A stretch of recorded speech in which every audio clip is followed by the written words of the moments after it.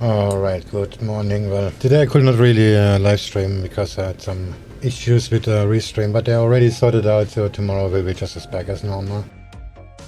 Today I just made 2 trades actually. I sold cable, which turned out to be a really bad idea. At the moment this was just a VWAP reversal, so see here this is a structure and I have my stop about here.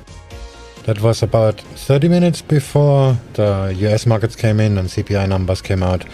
And I saw gold is moving up quite strongly, so I manually closed that trade with a very small loss.